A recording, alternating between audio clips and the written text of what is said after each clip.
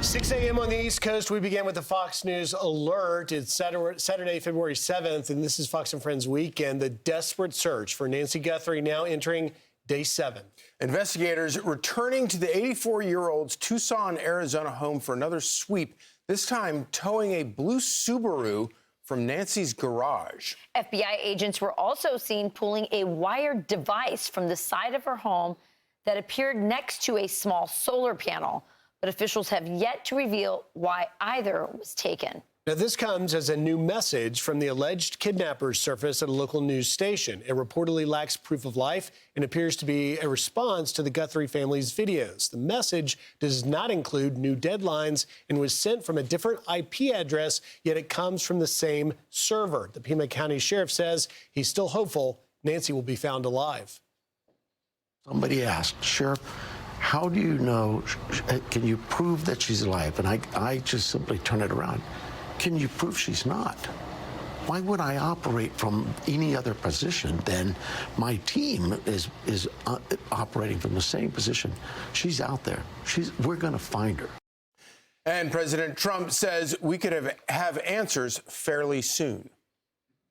We have some clues, I think, that are very strong, and I think we could have some answers coming up fairly soon. That could be a suspect? Yeah, it could be definitive. For the latest on the ground, we go to Alicia Acuna, who is live outside of Nancy Guthrie's home in Tucson, Arizona. Hi, Alicia. It's great to have you on the show. You've been doing fantastic reporting on this. Tell us the latest. You bet. Good morning, Rachel. Good morning, guys. Good to be here with you. A number of developments late in the afternoon on Friday in the search for Nancy Guthrie. Let's begin with the large number of investigators who returned to the 84-year-old mother and grandmother's home. They could be seen re-canvassing the property and spending a lot of time on the roof of the home. Both Pima County sheriffs and the FBI were on scene. The media on the ground was moved out of the area as law enforcement worked, but drone footage shows agents removing what looked like a mounted and wired device from the side of the home. This activity came not long after the sheriff's department said it was aware of a second note sent to a local TV news station, KOLD, here in Tucson. And while the station could not reveal its contents, they did say that it did not have proof of life of Nancy Guthrie. Here's one of the hosts. I would say that this second one, it has a very, very similar, the way that it was put together was very similar. I will say that I don't think that they will classify this second one as a ransom note. There were deadlines in the first letter. The second one, there are no deadlines. You know, in my head, a ransom note is looking for something in return for something else, and this one is not necessarily that. The sheriff's department also towed this blue Subaru from Nancy Guthrie's home. Earlier this week, we did see investigators in her garage. It's not clear why the car was towed, but remember, the garage was included in the timeline of events shared by the sheriff this week. He said at 9:48 on Saturday night, she returned home. They know that because that's when the garage door opened and then closed 2 minutes later. After all of that activity at Nancy's house, law enforcement arrived at Annie Guthrie's home. She lives about a 10-minute drive from her mom's house, and that is where the family is believed to be gathered. Adding to all of this, NBC News reports investigators are looking at surveillance video from a Circle K convenience store that may be related to a vehicle or vehicles of interest. Guys, we also know that investigators have been collecting door cam footage from this neighborhood, Nancy Guthrie's neighborhood, as well as her daughter, Annie Guthrie's neighborhood. Back to you. Thanks, Alicia. Alicia, a couple quick questions for you here. I heard that they were interviewing gardeners, handymen. I also heard Uber driver. Does she have an Uber driver that's like her regular driver? Or is this just a one-off Uber driver that they were able to find out who that was? That's a very good question, Rachel, and something we've been trying to figure out as well. We know that according to the sheriff's department, they talked to that Uber driver who picked her up on Saturday evening and took her to her daughter's home for dinner. We do not know if this is a dedicated driver, if this is someone who's seen her on the regular. We know that the sheriff's department and the FBI say that they are contacting and talking to anyone who has had contact with Nancy Guthrie. So, yeah, that's the limit of that. What more can you tell us, if anything, about this Subaru?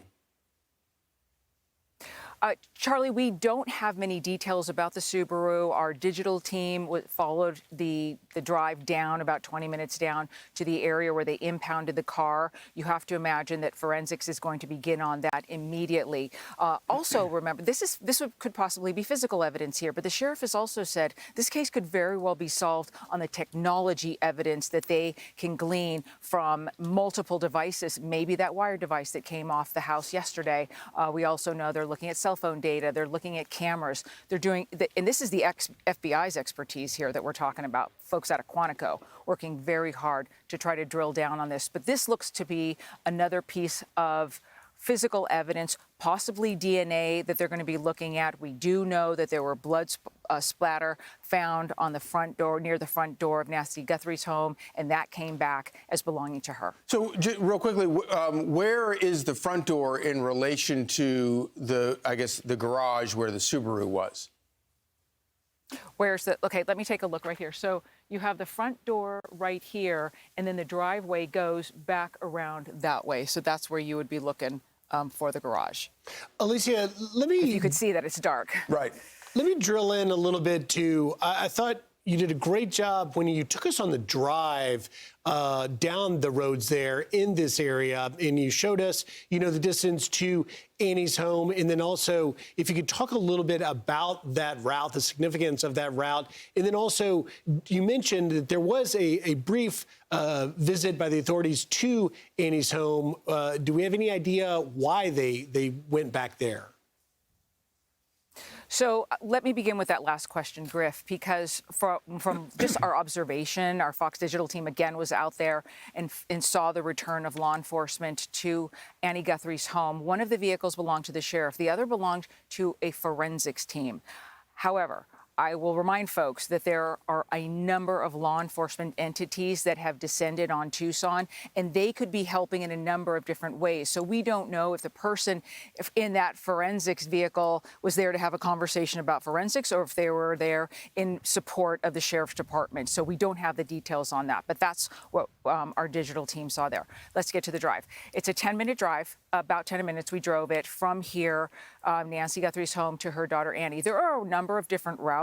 We took the route, in talking to my family, because I have a ton of family here, what would seem the most obvious route to take. When you drive that route, you're driving along and you're in neighborhoods, and you can't necessarily tell you're in neighborhoods because by design, you have so much desert foliage. You have cactus, you have trees, you have bushes. And then a lot of times, like Nancy Guthrie's home here, you see how the house is set back just a bit. And then you have all of this stuff in front of it, right? You've got all these different cactus, all these different trees. If you have a ring cam that's looking toward the street, if the house is so far, this far away at least, it can be difficult, especially when you consider the light ordinance here in this city that has existed since the 70s that keeps the skies very dark, or as dark as possible, to avoid light pollution. So when you get to the drive, you drive through neighborhoods just like this. You drive through a neighborhood, then you get kind of to a main thoroughfare. And that's when you start looking at businesses that will have those surveillance cameras along the way. It just depends on the route. And then you drive into Annie Guthrie's home area, neighborhood, and you have the neighborhood is similar to this in the way that things are spread out and the way you have homes set back. How far is her closest neighbor? Her closest neighbor is, some of these are quarter-acre lots, Rachel. Some are half and 1 acre lots. So it's really hard for me to show you right now, but it's not real close. It's not like you can look out a window and see right. I do believe the people in the back of her home can see a little bit more than maybe what you would see here. But you go a little bit. It takes me a bit to walk up this block a little bit to see her nearest neighbor, at least on this side, and again also across this creek, catty corner. I asked you that because obviously I'm curious, was anyone other than her family, checking in on her? I noticed that there was a letter that was sent by the association for the neighborhood saying, hey, we're cooperating with the cops, we're all giving them our cameras. Clearly the neighborhood is traumatized by this, but I'm just curious if it's a close-knit neighborhood, in that regard, if there's any kinds of clues you've gotten in that regard. This is a close-knit neighborhood. My sister has friends in this neighborhood, and they told her that everybody here loves Nancy, and that they would see her. She's very kind. She's been here since the 70s in this home. This is the home Savannah Guthrie grew up in. So she's well known here, well loved as well. And just being here and standing on the street this past week, every day you've got folks walking by, walking their dogs. Looks like it's just their morning stroll. So it's a close neighborhood, even though the homes aren't close together, that sort of thing. Right. In terms of a caretaker, it's possible. From what we understand from the sheriff, she couldn't walk more than 50 yards without some sort of assistance. Okay. So it's possible that she had somebody like that as well. Just to be clear, one of the problems for investigators is, but even though, as Rachel just asked, the homes they're not huge lots. There's so much desert foliage that it's very difficult to see from one house, or impossible to see from one house to another. So the neighbor's door cam is not necessarily going to pick up anything that happens at Nancy Guthrie's house. Mm-hmm. I believe you are correct, Charlie. And also keep in mind that this could be helpful, that there are folks who put up wildlife cams around this area, because we were here the other morning, we could hear coyote. So maybe those pick something up, and those are much better at picking up images in the dark, right? Absolutely. So it's possible that could play into this as well. But the door cam footage, if you have a street and your door cam is looking out at the street, if you have street lights, chances are it's going to pick up something a little clearer than if you have a situation where I'm standing, where it's pitch black, except for the TV lights that are lighting me up right now.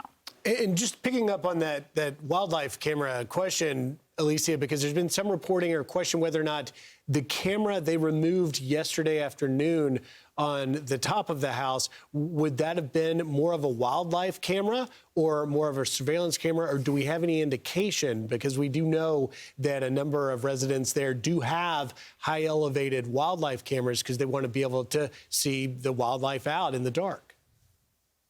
Yeah, it's beautiful. And Griff, it's absolutely possible that that's the type of camera that was here. And we can only hope that if that's the case, that it can offer some sort of clue, some sort of significant evidence to add to this investigation. At this point, we just don't know. And I will add one other thing, because the Sheriff's Department announced on its news conference on Thursday that was the last news conference they were going to have unless there was a significant development, which you don't necessarily always see in these types of cases.